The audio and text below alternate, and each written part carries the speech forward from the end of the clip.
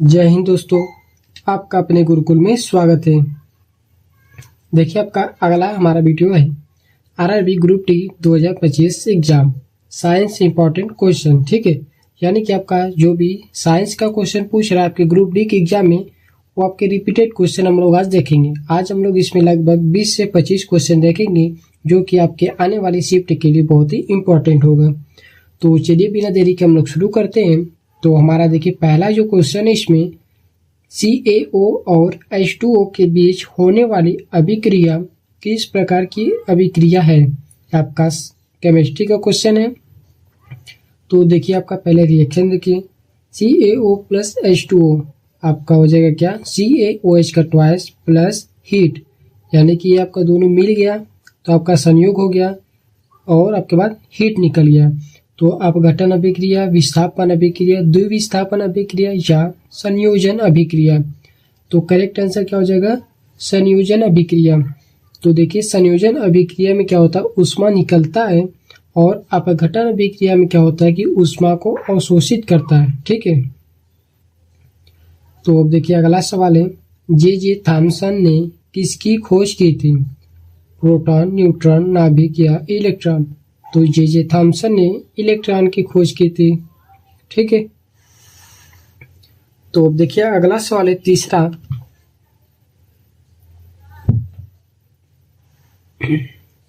तीसरा क्वेश्चन है, कणों के बीच आकर्षण बल का सबसे अच्छा उदाहरण कौन सा है। पानी में चीनी मिलाना, बर्फ का पानी में बदलना, रबड़ बैंड को खींचना या पानी में नमक घोलना। आकर्षण बल देखिए रबड़ बैंड को खींचना सबसे अच्छा उदाहरण होगा। क्यों, क्योंकि अब रबड़ को खींचने के बाद छोड़ेंगे तो फिर से वापस अपने ही आकार में आ जाएगा। ठीक है, देखिए अगला है हमारा चौथा क्वेश्चन, मनुष्य के रक्त में पाई जाने वाली श्वेत रक्त कोशिका किसकी संरचना का उदाहरण है। एक कोश की, बहुकोशिकी, ऊतक या अंग। तो किसका उदाहरण है, एक कोशिकी का, यानी कि ऑप्शन नंबर ए जो इसका करेक्ट आंसर है।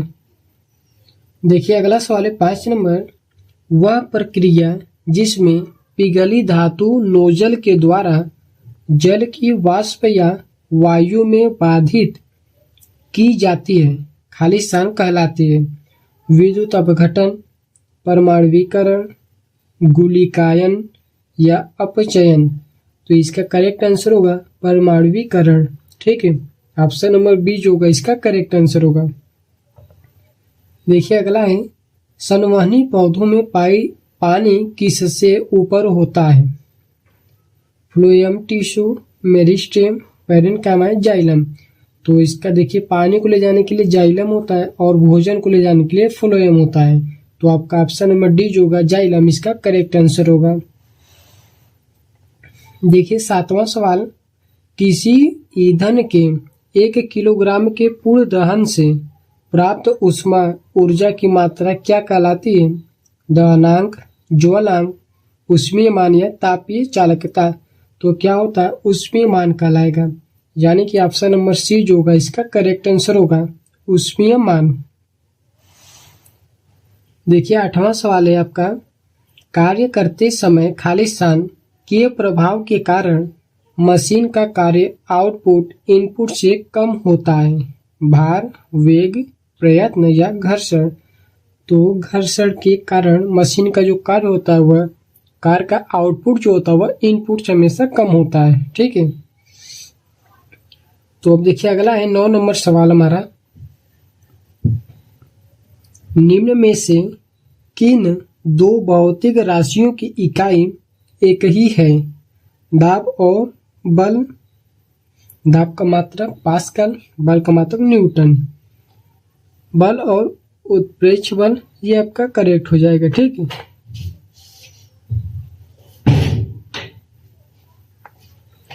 तो आपका ऑप्शन नंबर बी जो होगा करेक्ट होगा, बल और उत्प्रेक्ष बल।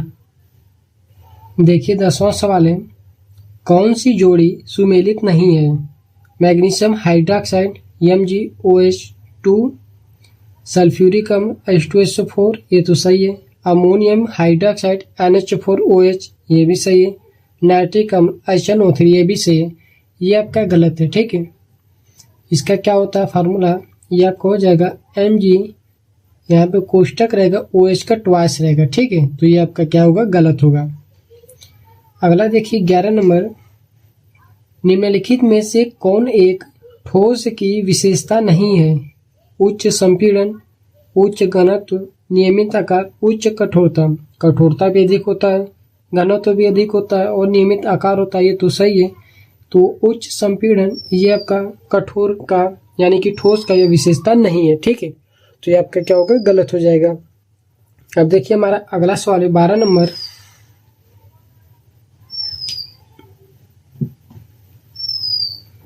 पराध्वनिक तरंगे खाली स्थान किसका प्रयोग करके प्रयोग करके उत्पन्न की जाती है? पराध्वनिक तरंगे किसका उपयोग करके उत्पन्न की जाती है? लौह चुंबकीय पदार्थों का या प्रतिचुंबकीय पदार्थ, अग्नि विद्युत पदार्थ या दाब विद्युत पदार्थ? तो जो पराध्वनिक तरंगे होती है दाब विद्युत पदार्थ के उपयोग के द्वारा उत्पन्न की जाती है। तो ऑप्शन नंबर सी जो होगा करेक्ट आंसर होगा। देखिए अगला है 13 नंबर, पर्वतारोही स्वयं को ऊपर की ओर धकेलने के लिए अपनी ऊर्ध्वाधर रस्सी को नीचे की ओर खींचते हैं। यदि यह गति के किस नियम का उदाहरण है? न्यूटन की गति का पहला नियम या न्यूटन की गति का दूसरा नियम, न्यूटन की गति का तीसरा नियम या कोई नहीं? ये किसका उदाहरण है? न्यूटन की गति का तीसरा नियम। न्यूटन की गति का जो तीसरा नियम होता है आपका क्या होता है? क्रिया प्रतिक्रिया का नियम। रॉकेट भी इसी सिद्धांत पर क्या होता है, उड़ता है। ठीक है, 14 नंबर सवाल है, निषेचन के परिणाम स्वरूप किसका निर्माण होता है? बीजाणु का, युग्मनज का, भ्रूण का या गैमेट का? तो निषेचन के परिणाम स्वरूप युग्मनज का निर्माण होता है। ठीक, ऑप्शन नंबर बी जो होगा इसका करेक्ट आंसर होगा। 15 नंबर क्वेश्चन है कि घर्षण कम करने वाले पदार्थ को क्या कहते हैं? ईंधन, विलायक, अभिक्रिया या स्नेहक? तो घर्षण कम करने के लिए हम लोग स्नेहक का प्रयोग करते हैं। ठीक है, ऑप्शन नंबर डी जो होगा करेक्ट आंसर होगा। अब देखिए आपका 16 नंबर सवाल है, ये आपका फिजिक्स का है कि 10 ओम का एक प्रतिरोधक एक बैटरी से जुड़ा है। प्रतिरोधक में प्रति सेकंड उत्पन्न ऊष्मा 40 जूल है। तो प्रतिरोध के सिरों पर विभवांतर है। तो आपका प्रतिरोध के सिरों पर विभवांतर हमको बताना है। भी कितना होगा? आर का मान 10 ओम,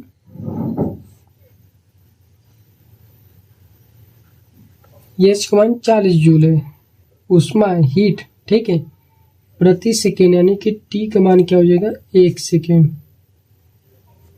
तो फार्मूला होता है H बराबर आई स्क्वायर आर टी, और हम लोग ओम का नियम क्या होता है? V बराबर आई आर। तो यहाँ से हम अगर V का मान हमको निकालना है तो I का मान अगर रखेंगे हम I बराबर V अपान R, तो H बराबर I की जगह हो जाएगा V स्क्वायर बटे R square into R into T. तो R से R कैंसिल, तो H बराबर V स्क्वायर बटे R इंटू टी। तो अब देखिए H का मान हम 40 है, V का मान निकालना है, R का मान है 10, टी का मान है 1। तो यहाँ से हो जाएगा V स्क्वायर बराबर 400 और V का मान आ जाएगा कितना? 20। Option number D 20 volt. ठीक है, इस तरह से आप इसको करेंगे। आप ये फार्मूला डायरेक्ट लगा सकते हैं, H बराबर V स्क्वायर बटे R इंटू टी। तो अगला सवाल देखिए हमारा है, कार्बनिक पदार्थों के अपघटन द्वारा पृथ्वी की सतह के नीचे बने ईंधन को खाली स्थान ईंधन कहते हैं। पृथ्वी के नीचे बने ईंधन को हम लोग जीवाश्म कहते हैं। ये हमने पिछले वीडियो में भी इसको देखा था। ठीक है, तो ऑप्शन नंबर बी जो होगा करेक्ट आंसर होगा जीवाश्म। देखिए 18 नंबर क्वेश्चन है कि अमीबा में जनन के दौरान कोशिकाएं किस प्रकार विभाजित होती है? 2-2 करके विभाजित होती है, 4-4 करके विभाजित होती है, 8-8 करके या फिर अनियमित रूप से विभाजित होती है। तो क्या होता है, 2-2 करके विभाजित होती है। ठीक, ऑप्शन नंबर ए जो होगा करेक्ट आंसर होगा, 2-2 करके विभाजित होती है। देखिए 19 नंबर क्वेश्चन है, जब कोई लाइट किसी विरल माध्यम से सघन माध्यम में जाती है तो क्या होता है। तो देखिए हम लोग, ये आपका क्या है, विरल, और ये आपका सघन माध्यम है, ये आपका क्या है, अभिलंब है। ठीक, कोई प्रकाश विरल माध्यम से आएगी और सघन माध्यम में जाएगी तो क्या होगा, अभिलंब की ओर झुक जाती है। ये क्या होगा, अभिलंब की ओर क्या हो जाएगा, झुक जाएगा। तो इसमें बोला कि जब कोई लाइट किसी विरल माध्यम से सघन माध्यम में जाती है तो क्या होगा, अभिलंब की ओर झुकेगा। तो किरण अभिलंब की ओर मुड़ती है, यानी कि ऑप्शन नंबर ये बी जो होगा करेक्ट होगा। ठीक है, अभिलंब की ओर क्या हो जाएगा, झुक जाएगा। और यही अगर सघन से विरल में जाएगा तो अभिलंब से क्या हो जाएगा, दूर हटेगा। तो अब देखिए हमारा अंतिम और 20 नंबर सवाल है, प्लाज्मोडियम किस विधि द्वारा प्रजनन करता है, द्विविखंडन, बहुखंडन, मुकुलन या खंडन। तो प्लाज्मोडियम विखंडन विधि द्वारा क्या प्रजनन करता है। ठीक है, तो ये था हमारा क्या 20 सवाल और ये हमारा इस वीडियो का अंतिम सवाल था। तो आई होप कि आप लोगों को ये वीडियो अच्छा लगा हो।